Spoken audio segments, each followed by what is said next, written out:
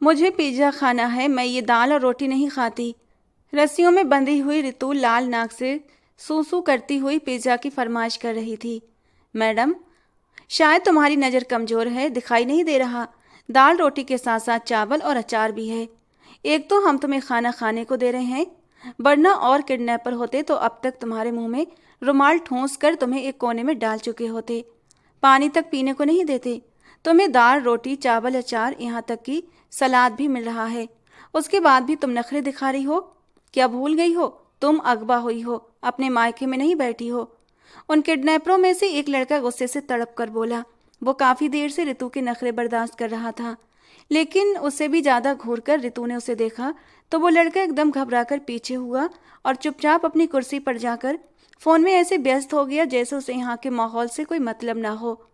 भूख के मारे रितु के पेट में चूहे दौड़ रहे थे, लेकिन सामने रखा खाना खाने का उसका मन नहीं कर रहा था।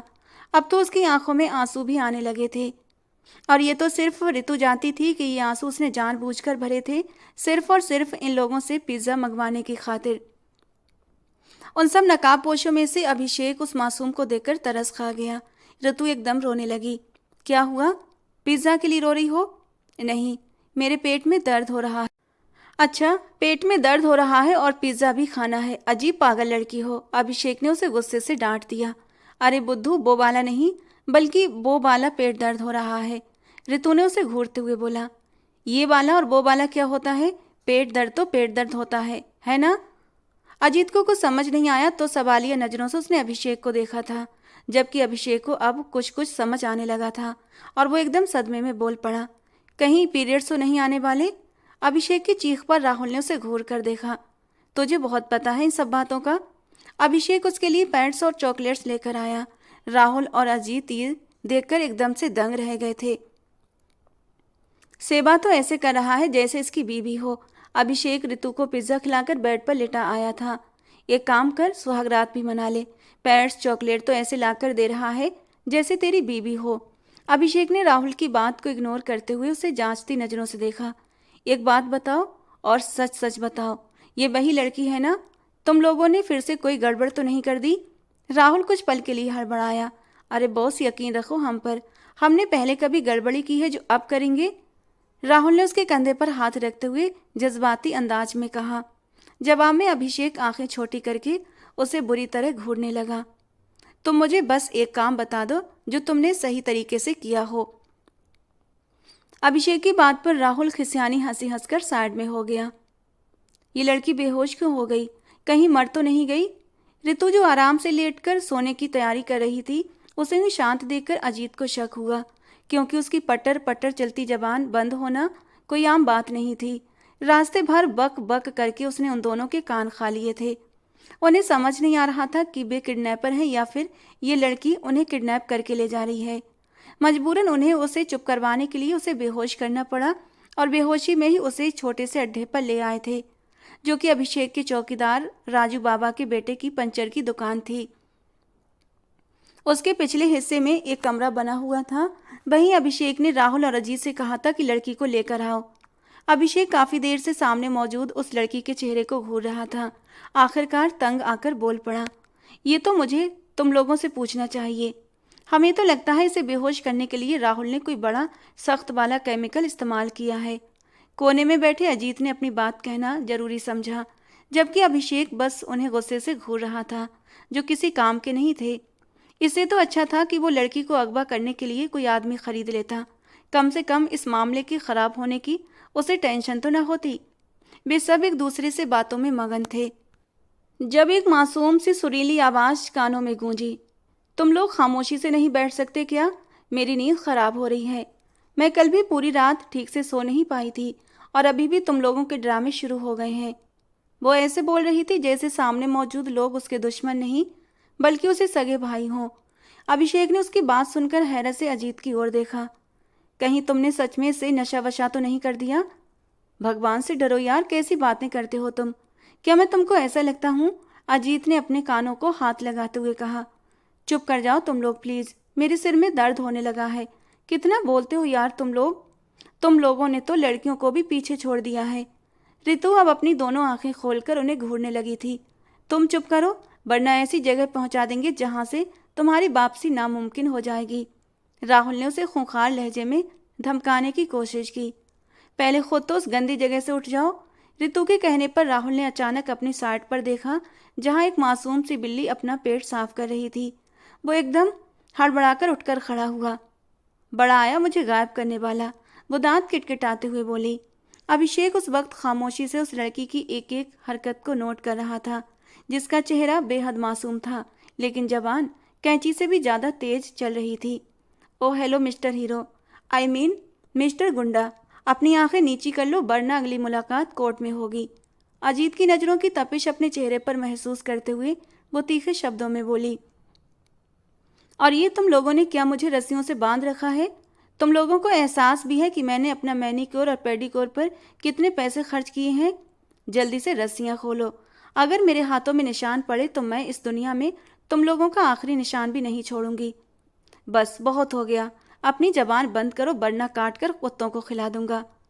अपने खाने के पैसे हैं नहीं और मुझे धमकियां दे रही हो। अभिषेक ने उसे डराने के लिए कहा, लेकिन ऋतु मैडम कहाँ डरने वाली थी। हर बार की तरह इस बार भी उसने अभिषेक की धमकी को हवा में उड़ा दिया। उसी वक्त अभिषेक का मोबाइल बजा। वो फोन कान से लगाकर कमरे से बाहर चला गया। अब ऋतु उन दोनों बेवकूफ़ों के सामने बैठी उन्हें घूरे जा रही थी। लड़की, अपनी आंखें नीची करो। नहीं करती, जो करना है कर लो, डरती बढ़ती नहीं हूं किसी के बाप से। अजीत ने अब की बार अपने कानों को हाथ लगाया। तौबा तौबा, कितनी बदतमीज औरत है। हमारी औरत तो कभी हमसे ऊंची आवाज में बात भी नहीं करती, इसीलिए तुम्हारी इतनी जबान चलती है। तुरंत ऋतु ने जवाब दिया। अगर आज मैं तुम्हारी बीवी होती ना, तो देखती कैसे तुम्हारी जबान चलती। ऋतु ने दांत किटकिटाते हुए उसे खा जाने वाली नजरों से देखा। अभी और इसी वक्त मेरी रस्सियां खोलो, ये कहकर उसने ऊंची ऊंची आवाज में चिल्लाना शुरू कर दिया। उन तीनों ने अपने कानों में उंगलियां डाल ली। उन्हें लगा जैसे कानों के पर्दे फट जाएंगे। शोर सुनकर अभिषेक फिर से कमरे में आ गया। पागल तो नहीं हो गई हो? क्या कर रही हो? चिल्ला क्यों रही हो? मेरी रस्सियां खोलो, वो फिर से चीखने लगी। अजीत ने आगे बढ़कर उसकी रस्सियां ढीली कर दी, लेकिन पूरी तरह खोली नहीं।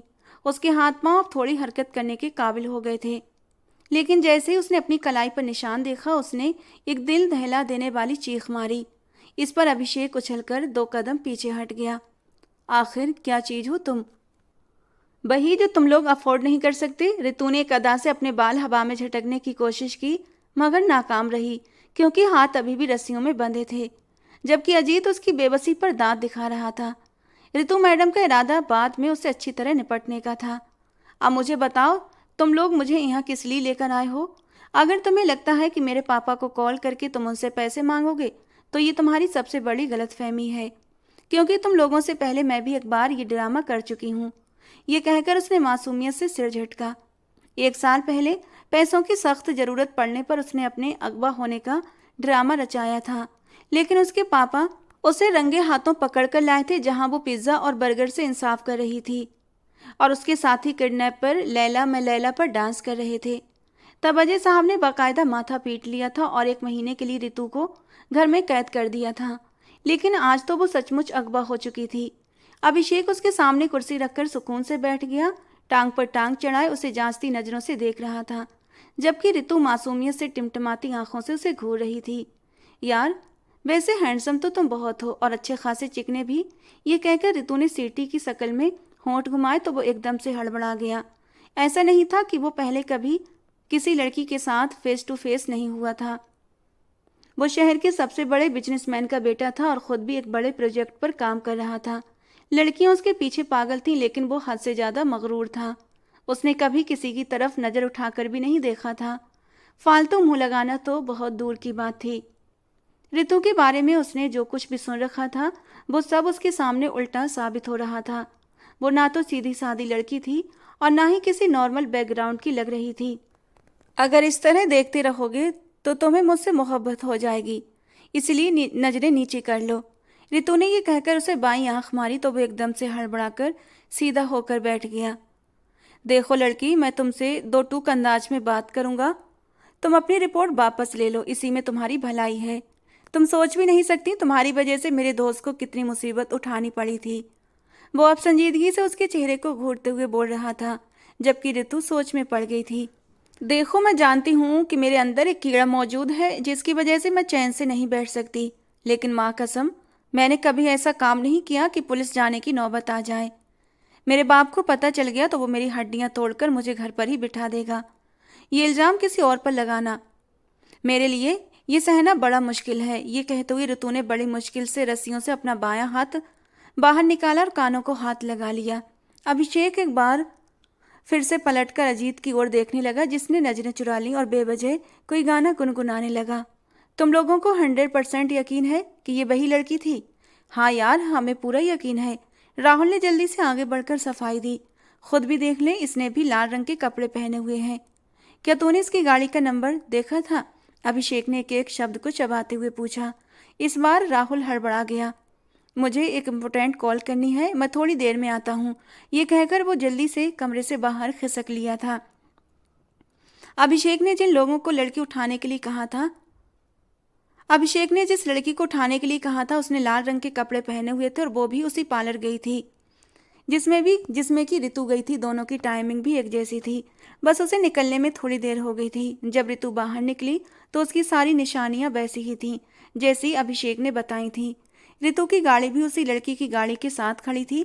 इस वजह से उन्होंने ज़्यादा गौर नहीं किया और ऋतु को उसी लड़की को समझकर उठा लिया।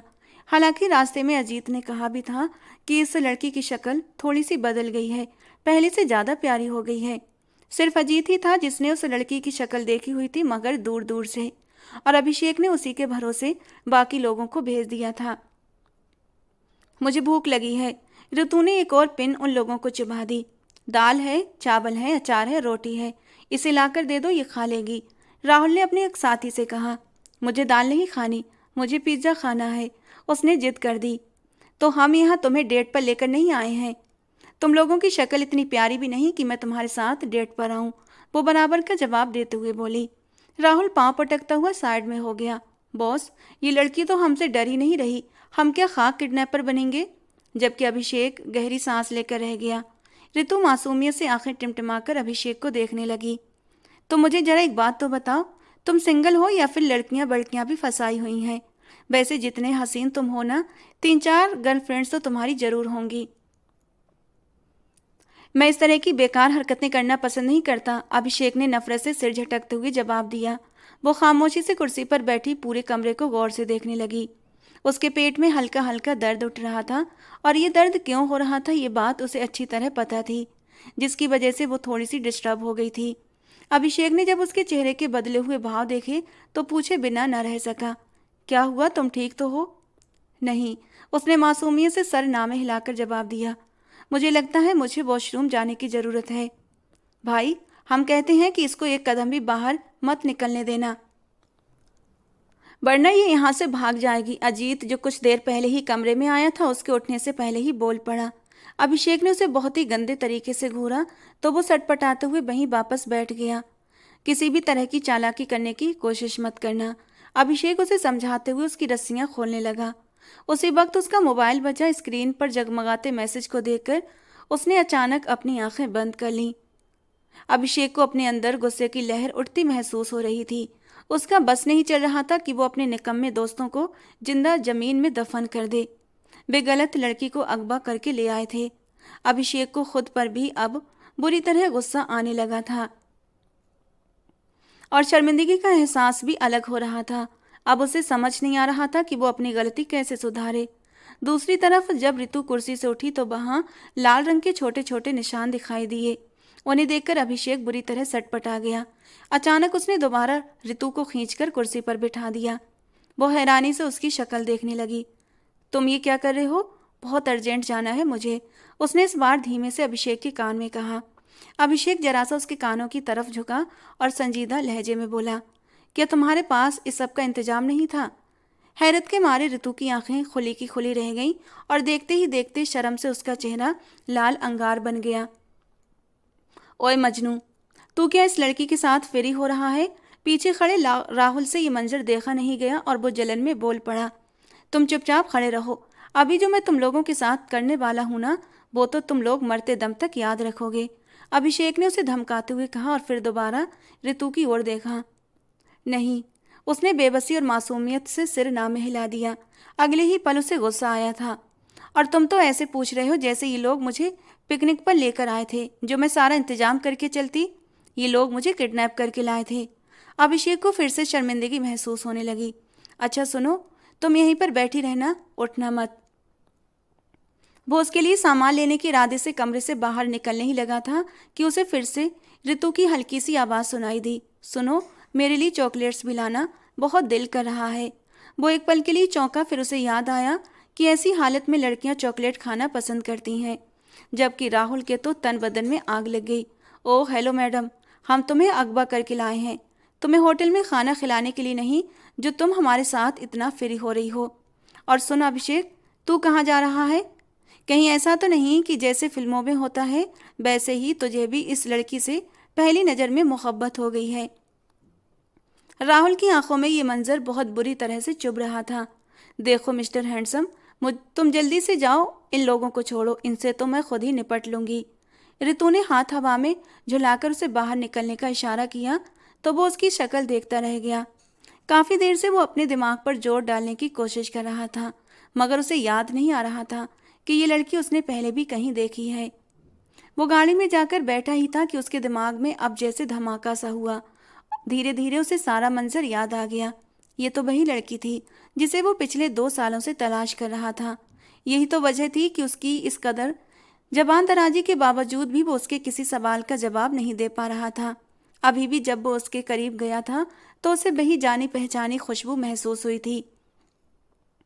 ऋतु पिछले 5 सालों से एक ही परफ्यूम यूज़ कर रही थी। वो उस परफ्यूम से बुरी तरह जुड़ गई थी। उसे अंदाजा नहीं था कि इसी परफ्यूम की वजह से उसकी ज़िंदगी बदलने वाली है। अभिषेक के जाने के बाद राहुल और उसके दोस्त फिर से ऋतु के सामने कुर्सी खींचकर बैठ गए।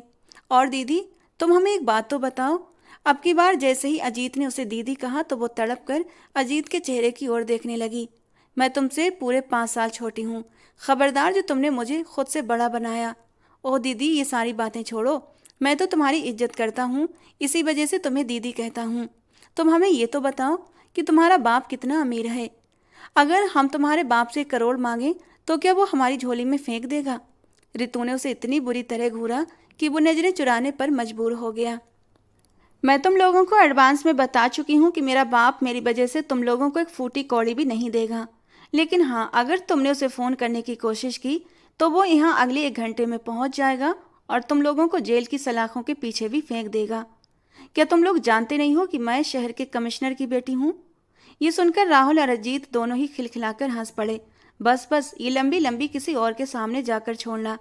हमें पता है तुम्हारा बाप कोई छोटा मोटा कारोबार करता है और अच्छी खासी कमाई कर लेता है, लेकिन इसका मतलब ये नहीं कि तुम उसे कमिश्नर ही बना लो। इस बार मुस्कुराने की बारी ऋतु की थी, लेकिन पेट में उठते दर्द की लहर की वजह से वो मुस्कुराना भी उसे मुश्किल हो रहा था। वो भी अंदाजा लगा चुकी थी कि उन लोगों ने गलत लड़की को अगवा कर लिया है।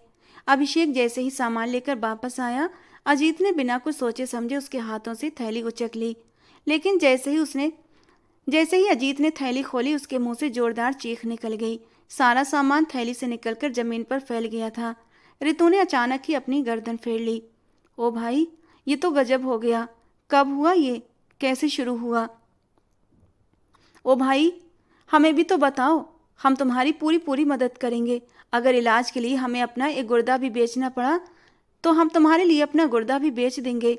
लेकिन हमें बताओ तो सही। फिजूल बातें मत करो और ये सारा सामान मुझे दो, अभिषेक ने सख्ती से कहा। अरे भाई, तुम्हें ये सब शुरू कब से हुआ? बेवकूफ़ इंसानों, ये मेरे लिए नहीं, इस लड़की के लिए है। वाह मेरे यार, हमारे लिए तो तुम 2 रुपये की टॉफ़ी भी लेकर नहीं आते और इस लड़की के लिए चॉकलेट्स के साथ पीरियड्स का सामान लेकर आए हो। मुझे तो लग रहा है जितनी सेवा तुम इसकी कर रहे हो ना, इसी तरह चलता रहा तो अगले घंटे में तुम इसके साथ सुहागरात भी मना लोगे। अपनी जबान को लगाम दो वरना खींच लूँगा, अभिषेक ने गुस्से से कहा। ये सब कुछ तुम घटिया लोगों की वजह से हुआ है। तुम लोगों ने एक गलत लड़की को अगवा कर लिया है। ये सुनते ही वो दोनों के चेहरे एकदम सफ़ेद पड़ गए। दोनों ने एक साथ ऋतु की ओर देखा तो वो मासूमियत से आंखें टिमटिमाने लगी। क्या मैं अपने कमिश्नर पापा को फ़ोन करूं? अजीत और राहुल ने तो अचानक उसके सामने हाथ जोड़ दिए, जबकि जबकि अभिषेक ने सामान उसके हवाले करके अपने नालायक दोस्तों को बाहर निकलने का इशारा किया और खुद भी कमरे से बाहर चला गया। ओए हीरो, कहीं तुम लोगों ने यहाँ कैमरे वैमरे तो नहीं लगाए हैं? फिक्र मत करो, हम इतने घटिया भी नहीं हैं। अभिषेक की मुस्कुराहट ना चाहते हुए भी गहरी हो गई थी, क्योंकि जब से उस पर ये राज खुला था कि ये लड़की वही लड़की है जिसकी तलाश में वो 2 सालों से मारा मारा फिर रहा था, तब से उसकी मुस्कुराहट उसके होठों से जुदा नहीं हो रही थी। अजीत और राहुल ने जब उसे लगातार मुस्कुराते हुए देखा तो हैरत से एक दूसरे को घूरने लगे। यार, इसे क्या हो गया है? कहीं सच में तो इसे इस बेवकूफ़ लड़की से मोहब्बत ना हो गई हो।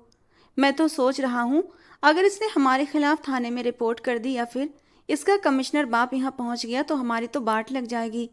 अरे, हम तो किसी को मुंह दिखाने के काबिल भी नहीं रहेंगे। दरअसल उनका एक दोस्त था विष्णु, जिसके खिलाफ उसकी क्लास फेलो ने रिपोर्ट करवाई थी और वो उस वक्त जेल में मौजूद था। क्योंकि ये विष्णु के खिलाफ 8वीं रिपोर्ट थी, इसी वजह से उसके बाप ने साफ इनकार कर दिया था कि अब वो उसकी जमानत के लिए कोई भी कदम नहीं उठाएगा। जो करना है खुद ही करो। अपने नालायक दोस्तों से जाकर मदद मांगो, जिनकी वजह से तुम इन कामों में फंसते हो। और फिर सब दोस्तों ने मिलकर फैसला किया था कि वे उस लड़की को अगवा करेंगे और उसे डरा धमकाकर रिपोर्ट वापस लेने को कहेंगे। लेकिन यहाँ भी उन्होंने बवंडर मचा दिया था और गलत लड़की को अगवा कर लिया था। थोड़ी ही देर के बाद अभिषेक के मोबाइल पर फिर से कॉल आने लगी। अजीत झुंझलाकर बोला, यार, एक तो इसकी रिश्तेदारियां बहुत हैं, हर वक्त इसका मोबाइल जब देखो बजता ही रहता है। अभिषेक ने मोबाइल कान से लगाया तो एक और धमाका हुआ। उसका दोस्त विष्णु जेल से रिहा हो गया था। आखिरकार उसके बाप को उस पर तरस आ ही गया था। लेकिन अब रितु अंदर बैठी उनके अगले हुक्म का इंतजार कर रही थी। उसे तो बचपन से ही एडवेंचर करने का बहुत शौक था और ये भी उसके लिए एक तरह का एडवेंचर ही बन गया था। थोड़ी ही देर के बाद वो तीनों फिर से कमरे के अंदर मौजूद थे। तुम लोग आखिर कब तक मुझे यहाँ रखोगे और मुझे यहाँ लाने का मकसद क्या है? मुझे दोबारा कंफर्म करा दो, क्योंकि अब मैं यहाँ बैठे बैठे बोर हो रही हूँ। अब उसके शब्दों में पहले जैसा जोश नहीं था। उसकी तबीयत खराब हो रही थी और बुखार की वजह से उसका चेहरा भी लाल पड़ने लगा था। अब हम तुम्हें और यहाँ नहीं रखेंगे। तुम हमें बताओ कि तुम्हारा घर कहाँ है। मैं तुम्हें तुम्हारे घर ड्रॉप कर देता हूँ, अभिषेक ने निगाहें चुराते हुए कहा। अरे, क्या बस इतनी सी देर के लिए तुम लोगों ने मुझे अगवा किया था? यार, हमसे एक छोटी सी गलतफहमी हो गई थी, उसके लिए हम आपसे हाथ जोड़कर माफ़ी मांगते हैं। अजीत ने आगे बढ़कर माफ़ी मांगी और उसे सारी कहानी सुना दी। कहीं ऐसा तो नहीं कि जब हम तुम्हारे घर तुम्हें छोड़ने जाएं तो तुम्हारा बाप तुम्हें धक्के मारकर घर से निकाल दे, ये कहकर कि तुमने उसकी इज्जत पर आँच आने दी। फिल्मों में ऐसा ही होता है ना, और कहानियों में भी। फिर क्या करोगी तुम? देखो, हम लोगों का इतना बड़ा दिल नहीं है कि तुम जैसी मुसीबत को हमेशा के लिए अपने गले में ढोल की तरह बांध लें, जैसे फिल्मों में हीरो करते हैं। जब एक इज्जतदार और गैरतमंद बाप ऐसे केसेस में लड़की को घर से निकाल देता है तो वही किडनैपर आगे बढ़कर लड़की की मांग में सिंदूर भर देता है, उसे अपनी पत्नी बना लेता है, फिर उसे अपने घर लेकर जाता है, उसके साथ सुहागरात मनाता है, बच्चे पैदा होते हैं और दोनों खुशी खुशी रहने लगते हैं। बस कहानी ख़त्म। लेकिन देखो, हम लोगों में इतना लंबा चौड़ा दिल और जिगरा नहीं है कि तुम जैसी आफत की पुड़िया को हमेशा हमेशा के लिए अपनी ज़िंदगी में शामिल कर लें। तो इस सिचुएशन में जो कुछ करना होगा वो तुम्हें ही करना होगा। उसकी लंबी चौड़ी बात सुनकर रितु ने उसे ऐसे घूर कर देखा जैसे उसे अभी अभी कच्चा ही खा जाएगी। फिक्र मत करो, मेरे पापा ऐसे नहीं हैं, और अगर होंगे भी तो तुम जैसे लोफर और बेवकूफ़ों के साथ हरगिज नहीं जाऊंगी। और वैसे भी मुझे नहीं लगता कि उन्हें यह तक पता होगा कि मैं घर पर हूँ भी या नहीं। आखिर में बोलते बोलते ना चाहते हुए भी रितु के शब्द कड़वे हो गए थे। उसकी आंखों में आंसुओं की नमी उतर आई। अभिषेक ने ये बात शिद्दत से महसूस की। अचानक ही रितु की नज़र अपने हाथों पर पड़ी और एक दिल दहला देने वाली चीख गूंज उठी। क्या हुआ? तुम ठीक तो हो? मेरी अंगूठी, मेरी मंगनी की अंगूठी गुम हो गई। अजीत और राहुल बौखलाते हुए जमीन पर आंखें फाड़ फाड़ कर देखने लगे, जबकि अभिषेक अपनी जगह पर एकदम पत्थर सा बन गया। उसे लगा जैसे उसके कानों ने कुछ गलत सुन लिया हो। क्या वो अपनी मंगनी की बात कर रही थी? उसने अचानक रितु के चेहरे की ओर देखा, जहां चिंता की लकीरें साफ नजर आने लगी थीं। वो बहुत ज़्यादा घबराई हुई थी, जिससे जाहिर हो रहा था कि ये अंगूठी उसके लिए कितनी अहम थी। अगर अंगूठी इतनी अहम थी तो उसे पहनाने वाला भी। इससे आगे अभिषेक सोच भी ना सका। उसने गुस्से से अपनी मुट्ठी खींच ली और लंबे लंबे डग भरता हुआ कमरे से बाहर चला गया। अरे हमारे बॉस को क्या हो गया? उसे वापस बुलाओ। इस लड़की की अंगूठी ढूंढ कर देनी है, वरना ये चीख चीख कर हमें तो अधमरा ही कर देगी। अजीत ने पीछे से आवाज भी लगाई, लेकिन अभिषेक वहां से जा चुका था और रश ड्राइविंग करते हुए अपने घर पहुंच गया। उसने राहुल को फोन करके कह दिया था कि ऋतु को उसके घर ड्रॉप कर दे। वो पूरे रास्ते उन दोनों से बातें करती आई थी और उनसे दोस्ती कर ली थी, यहाँ तक कि उन्हें अपना भाई बना लिया था। जब वो अपने घर पहुंची तो राहुल की आंखें हैरत से फैल गईं। ऐसा नहीं था कि वो खुद मिडिल क्लास फैमिली से ताल्लुक रखता था। उसके पापा भी सरकारी अफसर थे और 19 ग्रेड के थे, लेकिन ऋतु के घर की तो बात ही अलग थी। चलो मेरे साथ चलो, मैं तुम लोगों को चाय पानी पिलाती हूँ। नहीं नहीं दीदी, आपका बहुत बहुत धन्यवाद। अजीत ने फिर से दीदी कहकर पुकारा तो वो बुरा सा मुंह बनाती हुई गाड़ी से नीचे उतरी और हाथ हिलाकर उन्हें बाय करती हुई उन्हें धन्यवाद करने लगी, जबकि वो दोनों मुस्कुराते हुए वापसी की ओर बढ़ गए। ऋतु तब तक उनकी गाड़ी को देखती रही जब तक वो उसकी नज़रों से ओझल न हो गई। घर के अंदर दाखिल होते वक्त उसके दिमाग में एक पल के लिए अभिषेक का ख्याल आया था। बहुत ही अजीब आदमी था। उसे लड़कियों से बात करने की भी तमीज नहीं थी, बल्कि किसी से भी बात करने की तमीज नहीं थी। वो सिर झटकती हुई घर के अंदरूनी हिस्से में दाखिल हो गई। मिल गई मेरी बच्ची को आवारागर्दी से फुर्सत। प्रीति जी की आवाज़ सुनकर उसने खुद को कुछ भी बोलने से रोका था, लेकिन शायद वो आज उसे बोलते हुए देखना चाहती थी।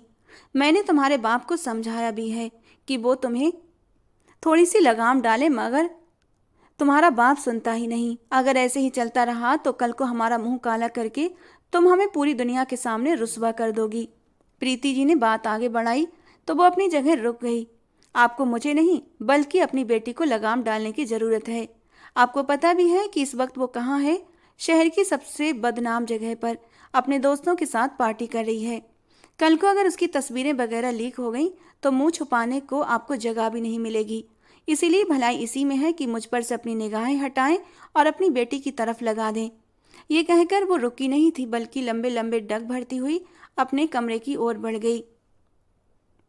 उसका दिल कर रहा था कि वो चीख चीख कर रो पड़े, लेकिन वो उस औरत के सामने रोकर अपने आंसुओं को बेमोल नहीं करना चाहती थी। जैसे ही वो कमरे के अंदर दाखिल हुई, थके हुए अंदाज में बेड पर लेट गई और सिसकियों के साथ रोने लगी। जब वो 8 साल की थी तभी उसकी माँ का एक दर्द भरे हादसे में देहांत हो गया था। उधर उसकी माँ का अंतिम संस्कार हुआ कि उनकी चिता की राख भी ठंडी नहीं हुई थी, और उधर उसके बाप ने दूसरी शादी रचा ली। वो उनके अफेयर से बहुत पहले से ही परिचित थी। वो अक्सर अपनी माँ और मासी की बातें सुनती रहती थी। उसकी माँ अपने पति की वजह से अक्सर छुप छुप कर रोती रहती थी। धीरे धीरे वो अपने बाप से दूर होती गई और माँ के करीब होने लगी, लेकिन जब उसे अपनी माँ की सबसे ज़्यादा ज़रूरत थी तभी वो हमेशा हमेशा के लिए इस दुनिया से चली गई। प्रीति के घर में आने के बाद चीज़ें काफ़ी हद तक बदल गई थीं, लेकिन उसने अपने आप को बिल्कुल भी नहीं बदला था और ना ही मजलूम बनकर उनके जुल्म सहती थी। एक बार उसकी सौतेली बहन ने उसका कमरा छीनने की कोशिश की तो उसने पूरे घर में कयामत खड़ी कर दी। यहाँ तक कि उसके पापा भी उस वक्त उसके साथ खड़े थे, लेकिन वक्त के साथ साथ उसके पापा अब अपनी पत्नी प्रीति का साथ देने लगे और वो उनकी नज़रों में बुरी तरह निकम्मी बनती चली गई। एक बार तो उसने कुछ भी गलती नहीं की थी, लेकिन इसके बावजूद भी प्रीति जी ने उस पर इल्ज़ाम लगाया तो उसने जानबूझकर फिर वही गलती की थी और उनकी आंखों में देखते हुए बेफिक्र होकर कहा, जब बिना वजह इल्ज़ाम लग जाए तो क्या कीजिए? तो कीजिए कि वो पाप कर ही लीजिए। प्रीति जी भी बस उसे देखकर रह गई थी। वो जानती थी कि उसे कंट्रोल नहीं कर सकती, लेकिन उनके लिए भी अपनी जुबान पर काबू पाना मुश्किल था। अजय साहब ज़्यादातर अपनी नौकरी और अपने बिजनेस में बिजी रहते थे, और अगर उन्हें कभी टाइम मिलता तो वो अपने सौतेले बच्चों के साथ ही वक्त गुजारते। बड़ी बेटी के लिए उनके पास कम ही वक्त होता था। कुछ महीने पहले ही उन्होंने उसकी मंगनी अपने दोस्त के बेटे से की थी। ये पूरी तरह एक सियासी शादी थी। कार्तिक को ऋतु में जरा बराबर भी दिलचस्पी नहीं थी। उसे संजीदा मिजाज वाली खामोश लड़कियां पसंद थीं और वो सीधी सादी शर्मीली लड़कियों को अहमियत देता था। ऋतु अक्सर सोचती थी कि उसके पीछे भी एक वजह थी। कार्तिक चाहता था कि उसकी बीवी उसकी गुलाम बनकर रहे, जबकि ऋतु से ये सब कुछ बर्दाश्त नहीं होता था। मगर अपने पापा के लिए उसने रिश्ते के लिए हामी भर दी थी।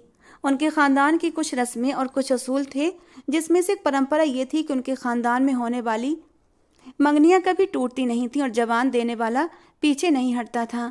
ऋतु भी बस इसी परंपरा की भेंट चढ़ गई थी। अभी भी उसे कल कार्तिक के साथ लंच पर जाना था। होटल की थीम के हवाले से कुछ बातें करनी थी। उसे अभी से ही सोच सोच कर उलझन हो रही थी।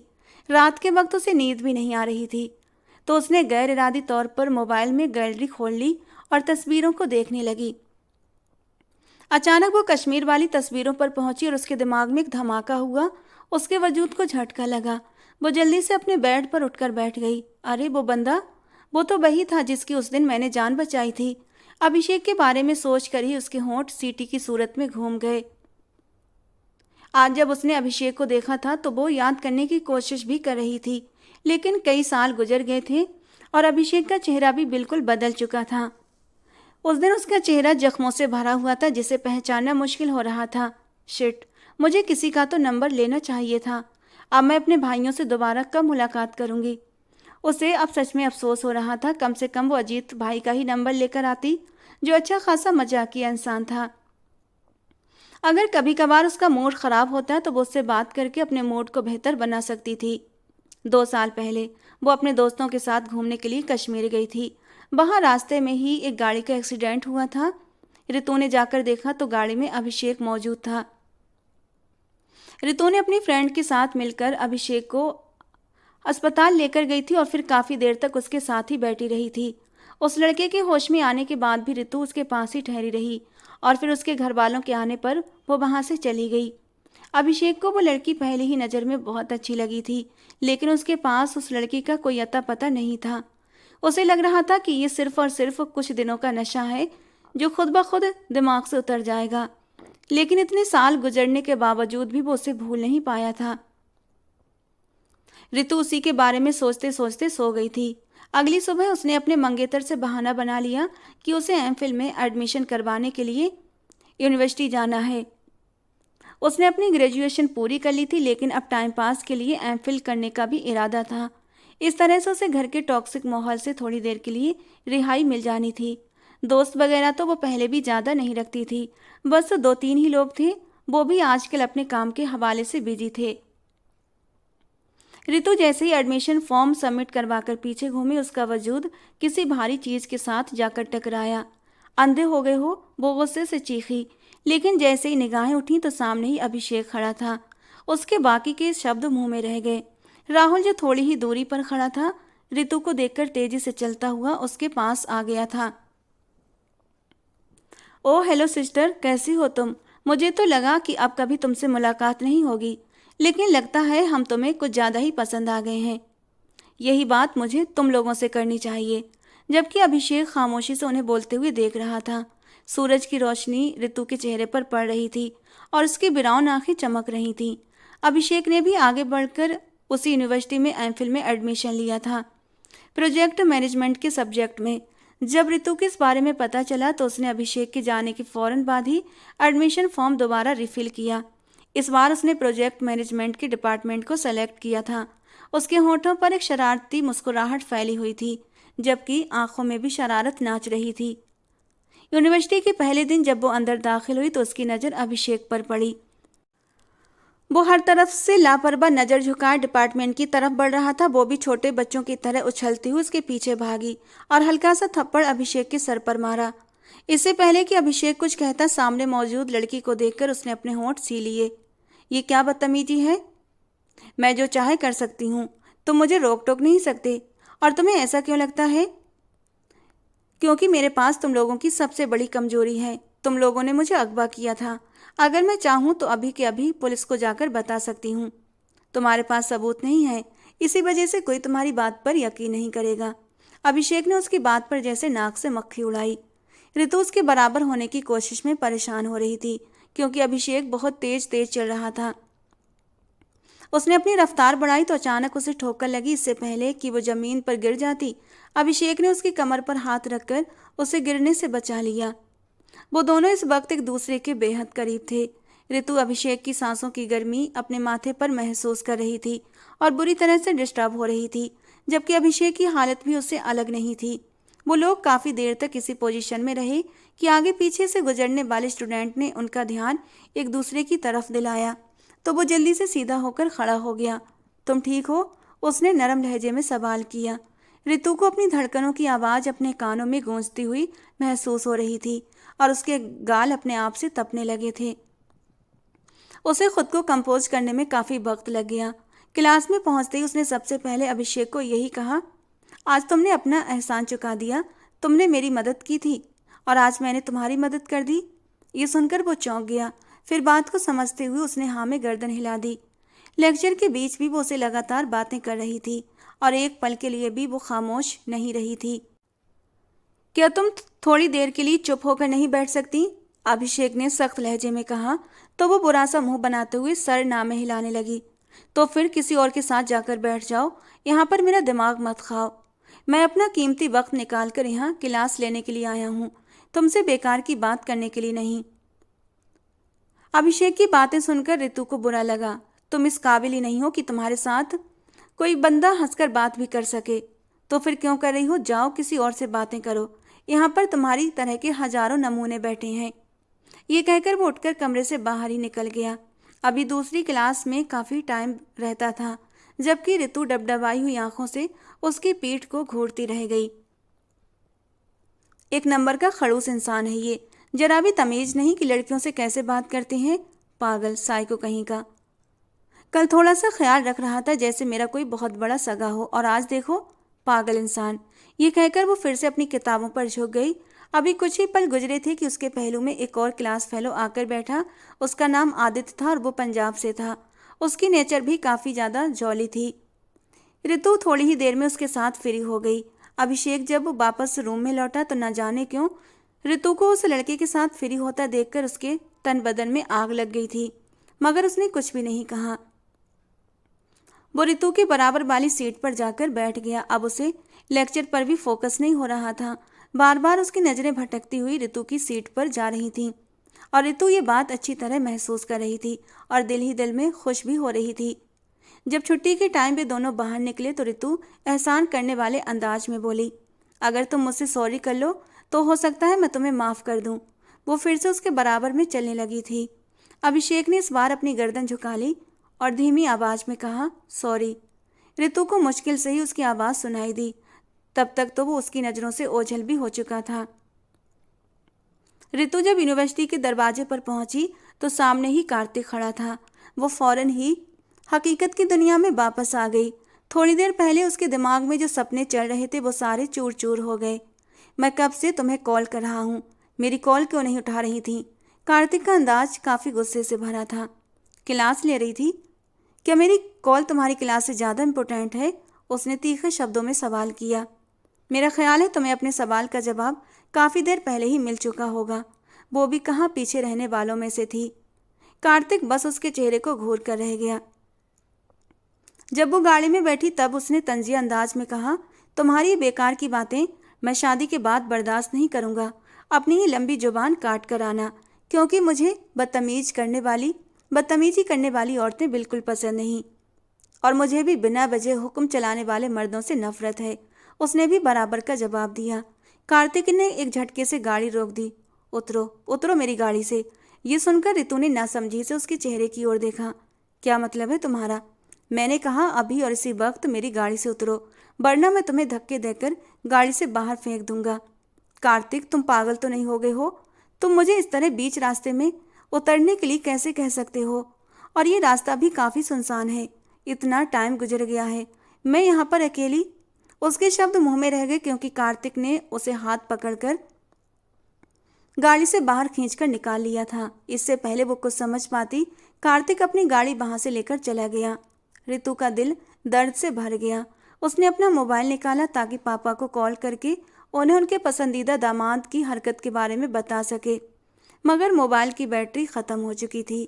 पहली बार उसे इस वीरान जगह से डर महसूस हो रहा था। वो सर झुकाकर छोटे छोटे कदम उठाते हुए आगे की तरफ बढ़ने लगी।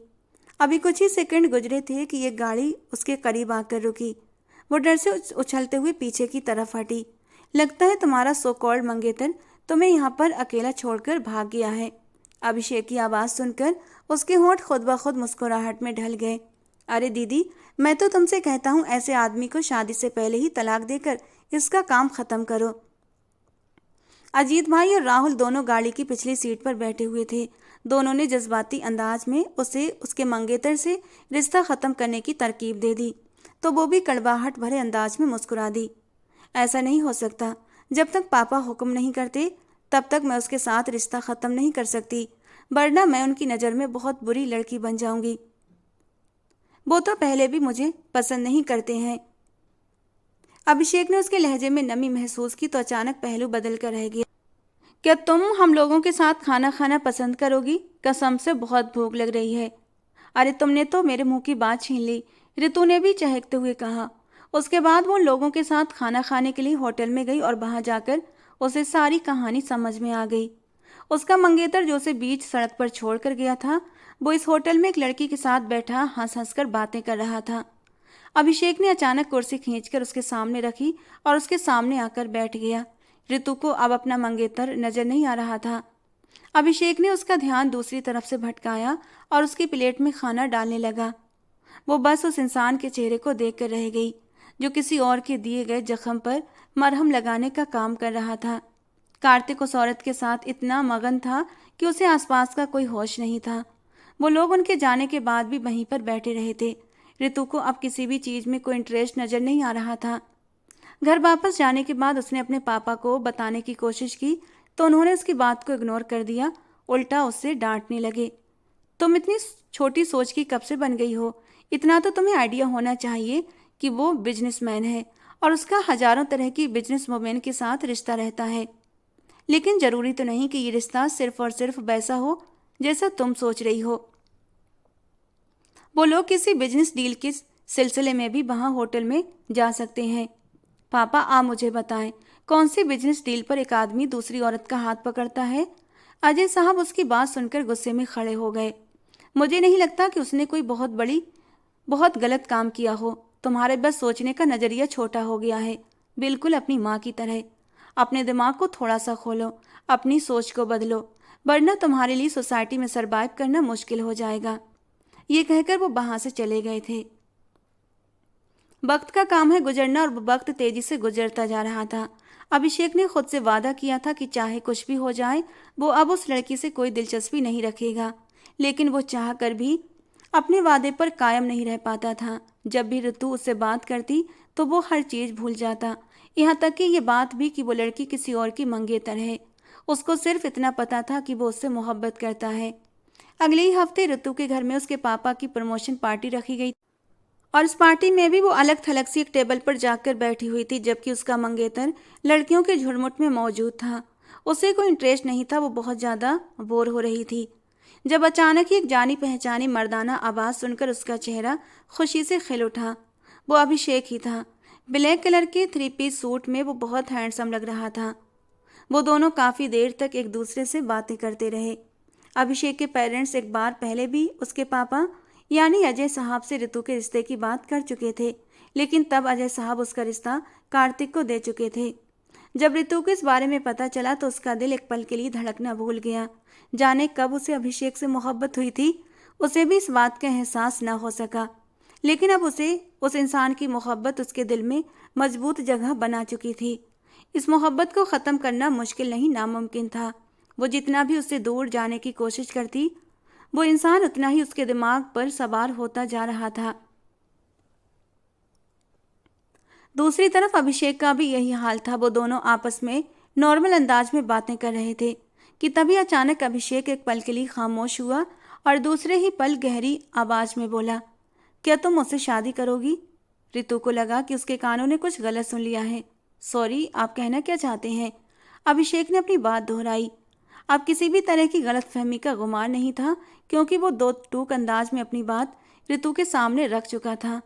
रितु ने अचानक एक नज़र अपने पापा पर डाली, जिन्होंने 2 हफ्ते के बाद ही उसकी शादी की डेट रखी हुई थी। उसने तेजी से सर ना में हिला दिया।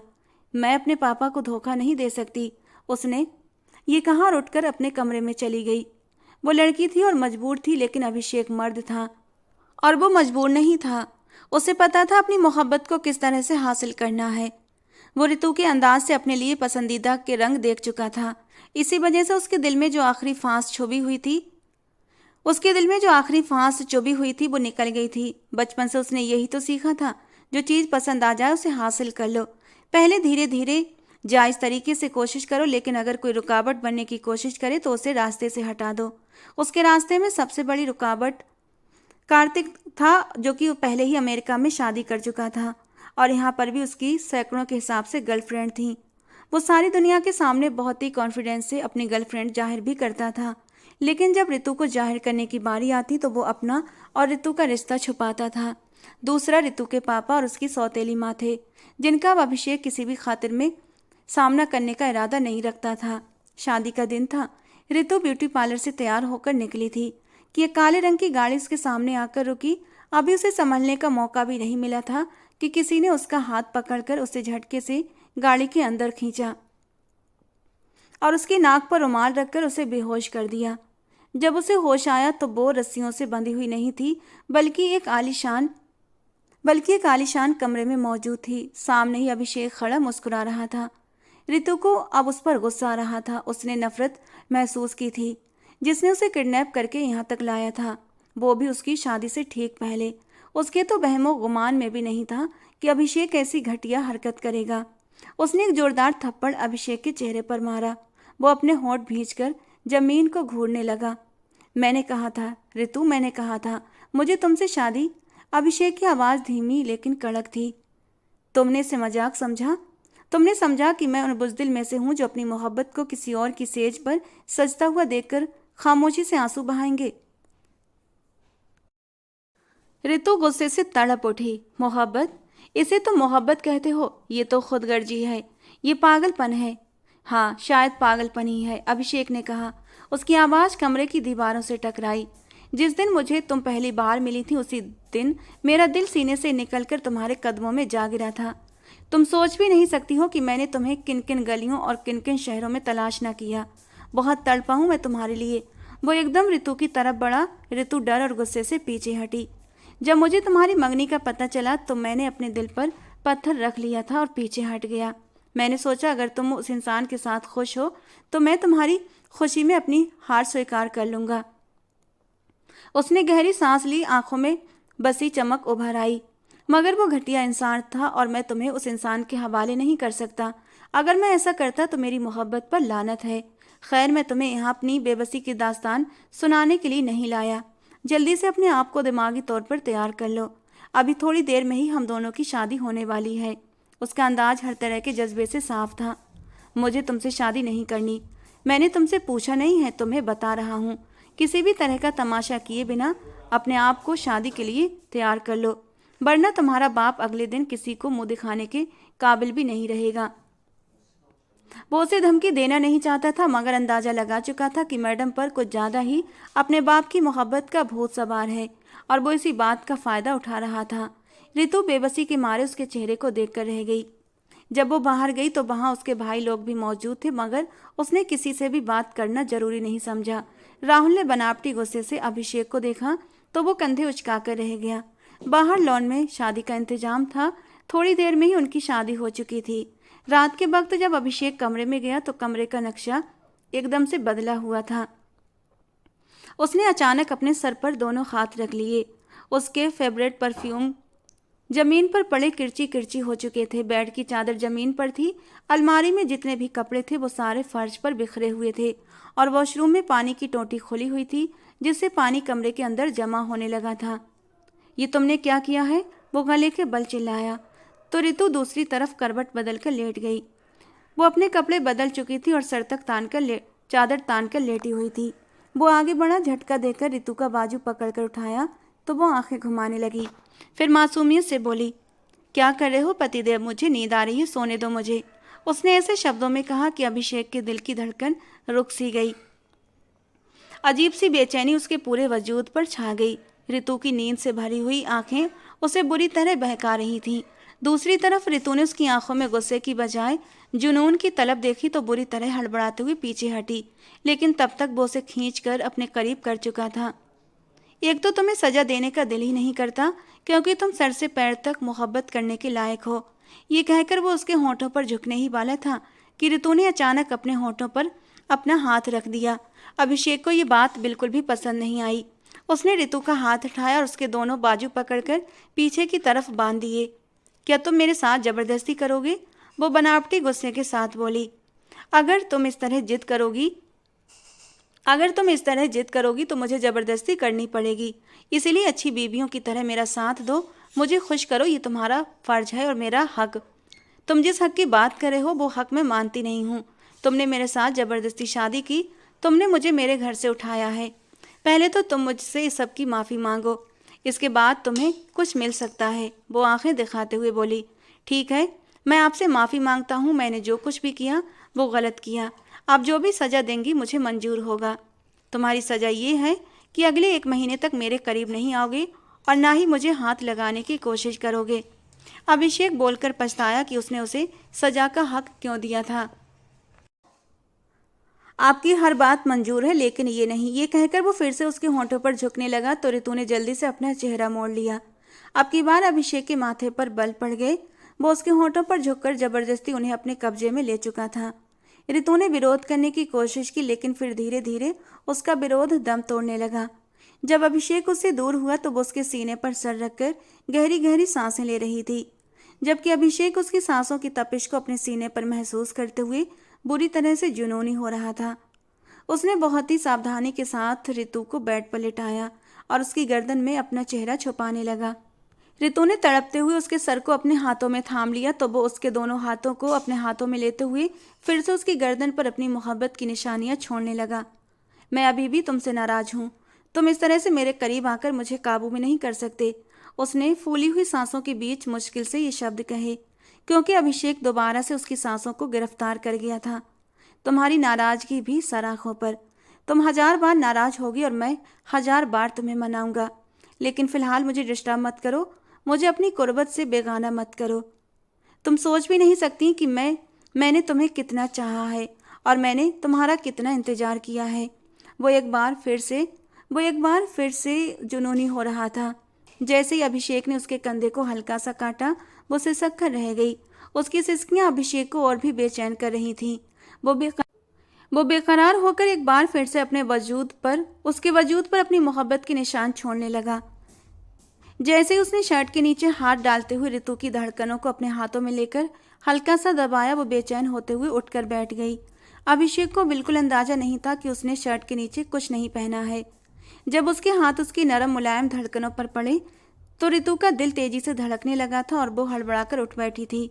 तो वहीं अभिषेक के पूरे बदन में भी एक करंट सा दौड़ गया था।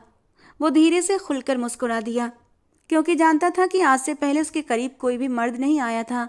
इसी वजह से वो उसकी बहुत ज़्यादा इज्जत करता था। तुम मुझे इस तरह छूकर बेचैन कर रहे हो। मुझे कुछ हो रहा है। मुझे खुद पर काबू नहीं हो रहा, रितु ने कांपते होंठों से कहा। उसकी बेचैन हालत देखकर अभिषेक जोर से हंस पड़ा और उसे अपनी बाहों में समेट लिया। वादा करता हूँ मेरी जान, थोड़ी देर में ही तुम्हारी सारी बेचैनी दूर हो जाएगी। बस एक बार मुझे वो सब कुछ करने दो जो मैं करना चाहता हूँ। तुम खुद मेरी संगत के लिए तैयार हो जाओगी। उसने उसकी नरम कमर को दबोचते हुए कहा। रितु ने उसकी आंखों में देखा जहाँ सच्चाई और इजाज़त मांगती नज़रें मौजूद थीं। वो अभी भी थोड़ी सी डरी हुई थी। जब उसकी आंखें आंसुओं से भर गईं तो वो तड़पते हुए सवाल करने लगा, क्या हुआ? रो क्यों रही हो? क्या तुम्हें मेरा छूना तुम्हें बुरा लग रहा है? रितु ने तेजी से सिर ना में हिला दिया। अभिषेक के दिल को सुकून मिल गया। पापा, वो मुझसे बहुत ज़्यादा नफरत करने लगेंगे। फिक्र मत करो, मैं सब कुछ ठीक कर दूंगा। तुम्हारे पापा के दिल में तुम्हारे हवाले से जितनी भी गलत फहमियाँ हैं मैं सब दूर कर दूंगा। तुम सिर्फ और सिर्फ मुझ पर भरोसा रखो। तुम मुझे छोड़ तो नहीं दोगे? रितु के दिल को जो बात काफ़ी देर से परेशान कर रही थी वो उसकी जबान पर आ गई। उसे लग रहा था कि अभिषेक को उससे सिर्फ एक अट्रैक्शन है। जैसे उसकी ख्वाहिश पूरी हो जाएगी वो उसे छोड़ देगा। लेकिन अभिषेक ने उसकी ये गलत फहमी भी दूर कर दी। मैं तुम्हें मरते दम तक नहीं छोड़ूंगा। हमेशा तुम्हें अपने सीने से लगा कर रखूंगा और तुमसे ऐसे ही मोहब्बत करता रहूंगा। सिर्फ और सिर्फ मुझ पर एक बार भरोसा करके देखो। अपने आप को मेरे हवाले कर दो और मुझे अपने वजूद पर मोहब्बत की छाप लगाने दो। तुम्हें अपने किसी भी फैसले पर पछतावा नहीं होगा। ये मेरा तुमसे वादा है। उसने अभिषेक की बातों पर यकीन करते हुए अपने आप को उसके हवाले कर दिया। जैसे जैसे रात सरकती जा रही थी, वो अपनी मोहब्बत की बारिश में उसे भिगो रहा था। सुबह जब वो सोकर उठी तो अभिषेक पहले से ही वहां पर मौजूद था। वो उसके सीने पर सिर रखकर लेटी हुई थी। जब उसे अपनी धड़कनों पर दबाव महसूस हुआ तो वो सहमते हुए पीछे की तरफ हटी, लेकिन अभिषेक फिर से उसे अपने शिकंजे में ले चुका था और उसकी धड़कनों में फिर से अपना चेहरा छुपा गया। पापा के पास जाना है, तुमने मुझसे वादा किया था। अभिषेक गहरी सांस लेते हुए उठकर बैठा। जानता था कि उसकी सुई अभी तक उसी जगह पर अटकी हुई है। वो अभिषेक से छुपती फिर रही थी, जबकि वो उसके इस अंदाज पर मुस्कुरा रहा था। जब वो हवेली वापस गए तो उसके पापा ने उसे सीने से लगा लिया और छोटे बच्चों की तरह फूट फूट कर रोने लगे। अभिषेक ने कल ही सारी बातें उन्हें बता दी थीं। उन्हें कार्तिक की असलियत के बारे में बताया, जो पहले से शादीशुदा था, और ये शादी वो सिर्फ बिजनेस में फ़ायदा देने के लिए नहीं बल्कि उन्हें नीचा दिखाने के लिए कर रहा था, क्योंकि एक बार अजय साहब ने कार्तिक की भरी महफिल में इंसल्ट कर दी थी और वो इसी बात का बदला लेना चाहता था। ये सारी कॉल रिकॉर्डिंग्स अभिषेक ने निकलवा ली थी और यही उसने अजय साहब को सुना दी। अभिषेक ने उनकी पत्नी के झूठ के बारे में भी बताया कि वो कार्तिक के साथ मिली हुई थीं। अजय साहब बहुत शर्मिंदा थे। उन्होंने अपनी बेटी को गले से लगा लिया और रो रोकर माफ़ी मांगी। ऋतु के लिए इतना ही काफ़ी था। उसके पापा को एहसास हो गया था कि उसने हमेशा सही फैसले किए हैं। दूसरी तरफ अभिषेक के पेरेंट्स ने भी अपनी बहू के रूप में उसे स्वीकार कर लिया था। अजय साहब ने यह कहकर उसे अपने घर में रख लिया, मैं चाहता हूँ तुम लोगों की विदाई दोबारा करूँ। इस तरह चुपके चुपके शादी करना मुझे सही नहीं लग रहा। सारी दुनिया को मैं बताना चाहता हूँ कि मेरी बेटी की शादी दुनिया के सबसे अच्छे इंसान से हुई है। बस एक ही हफ्ते के बाद उन्होंने अभिषेक और ऋतु की धूमधाम से शादी कर दी। ऋतु अभिषेक का साथ पाकर बेहद खुश थी और अभिषेक भी उसके साथ संतोष महसूस कर रहा था। अजय साहब अपनी दूसरी पत्नी को तलाक दे चुके थे, मगर उन्होंने अपने बच्चों के साथ ज्यादती नहीं की। जिसका जितना भी हिस्सा बनता था उन्होंने वो हिस्सा बच्चों को दे दिया। ऋतु को अजय साहब ने बंगला देने की बात कही तो उसने ये प्रस्ताव ठुकरा दिया और मुस्कुराते हुए कहा, मैं इस बंगले का क्या करूंगी जहां हमेशा मेरी माँ के साथ जुल्म हुआ। मेरे पास भगवान का दिया सब कुछ है, मुझे और किसी चीज़ की अब ख्वाहिश नहीं। अभिषेक और ऋतु पहले की तरह यूनिवर्सिटी में साथ पढ़ते थे। शादी के बाद भी दोनों एक साथ क्लास अटेंड करते, एक साथ कैंटीन में बैठकर खाना खाते और छुट्टी होते ही घर वापस आ जाते। अभी दोनों ने बच्चे का प्लान नहीं बनाया था। एक दूसरे के करीब आने से पहले वे प्रोटेक्शन का इस्तेमाल करते थे, लेकिन एक रात जज्बातों में अभिषेक बहक गया। पागल हो गए अभिषेक, दूर हटो मुझसे। उसने अभिषेक को दूर हटाया। ऋतु समझने की कोशिश करो यार, खुद को नहीं रोक सकता। वो बेतहाशा गहरी गहरी सांसें लेता हुआ ऋतु को अपने होठों से छूने लगा। तो तुम्हें ख्याल रखना चाहिए अभिषेक, पिछली बार ही मैं तुम्हें याद दिला चुकी थी। लेकिन अभिषेक सुन कह रहा था। उसके शर्ट के बटन खोलता हुआ वो उसकी बिरा के हुक भी खोल गया था और उसकी नरम धड़कनों को पीते हुए अपने अंदर तक सुकून उतरता हुआ महसूस करने लगा। अब तो ऋतु की भी सांसें गहरी हुई थीं। उसने काफ़ी देर तक अभिषेक को मनाने की कोशिश की, लेकिन थक हार कर वो भी खामोश हो गई, क्योंकि उसका मन भी अभिषेक की बाहों में सिमटने के लिए मचल रहा था। अभिषेक कभी उसकी नाजुकी को सहलाता तो कभी उसकी धड़कनों को। उसे पूरी तरह मदहोश कर चुका था और उस रात वो और ऋतु बिना किसी प्रोटेक्शन के एक दूसरे के करीब हो गए और दोनों के बीच सब कुछ हो गया। ऋतु अब घबरा रही थी, आंखों में आंसू आ गए। मुझे डर लग रहा है, अगर बच्चा हो गया तो। अभिषेक हंस पड़ा। तो इसमें रोने वाली क्या बात है, ये तो खुशी की बात है। ऋतु ने कहा, नहीं अभिषेक, तुम समझ नहीं रहे। मैंने सुना है जब बच्चा पैदा होता है तो बहुत दर्द होता है। 9 महीने तक इसे पेट में सहना पड़ता है। मैं ये सब नहीं सह पाऊंगी। मैं तो बस अभी पढ़ना चाहती हूँ। पहले मुझे पढ़ने का शौक नहीं था, लेकिन तुम्हारे साथ जब यूनिवर्सिटी जाती हूँ तो मुझे अच्छा लगता है। बस अभी मुझे बच्चों के झंझट में नहीं पड़ना। अभिषेक ने उसे अपनी बाहों से लगाते हुए कहा, मैं हूं ना, हम दोनों मिलकर बच्चे को संभाल लेंगे। तुम अपनी पढ़ाई भी पूरी करना। और रही बात बच्चे पैदा करने की, तो ये दर्द तो हर औरत को होता है और ये तो औरतों के लिए बड़े ही सौभाग्य की बात होती है। अभिषेक की बातों से ऋतु को थोड़ी हिम्मत मिली और फिर सचमुच 20 दिन के बाद ही उसे चक्कर आने लगे। उसने डॉक्टर से चेकअप करवाया और पता चला कि वो माँ बनने वाली है। अभिषेक ने उसका बहुत ख्याल रखा और जब ऋतु लेबर रूम में थी अभिषेक उसके साथ साथ मौजूद था। एक पल के लिए भी वो उसके पास से हटा नहीं था। वो लगातार उसे हिम्मत दे रहा था। बस थोड़ी सी देर और मेरी जान, थोड़ी सी हिम्मत और कर लो, बस थोड़ा सा पुश करो। और फिर पूरे जोश के साथ ऋतु ने बच्चे को जन्म दिया था। बच्चे के रोने की आवाज़ सुनकर ऋतु की सारी तकलीफें कम हो गईं। वो पसीने से भीगी हुई थी, लेकिन अपनी प्यारी सी बेटी को अपनी बाहों में पाकर सारी थकान, सारा दर्द गायब हो गया। अभिषेक की जान, जो ऋतु की हालत देखकर अटकी हुई थी, उसने अपनी बच्ची को अपनी बाहों में समेट लिया और अपनी मासूम सी बच्ची के माथे पर होंठ रखकर इस खुशी को अपने अंदर तक उतरता महसूस किया था। बच्ची को ऋतु के बराबर में लेटाते हुए उसने ऋतु के दोनों हाथ कसकर थाम लिए और उसके हाथों को चूम लिया। आंखों में खुशी के आंसू थे। ऋतु, तुमने मुझे वो खुशी दी है कि मैं तुम्हारा ये एहसान कभी नहीं चुका सकता, कहते हुए उसने ऋतु के माथे को चूम लिया था। दूसरे ही दिन वो ऋतु को डिस्चार्ज कराकर घर ले आया था। घर में जैसे खुशियों का समा बंध गया था। अभिषेक के मम्मी पापा भी बहुत खुश थे। ऋतु के बाद उनके घर में ये दूसरी खुशी थी जो इतने सालों के बाद आई थी।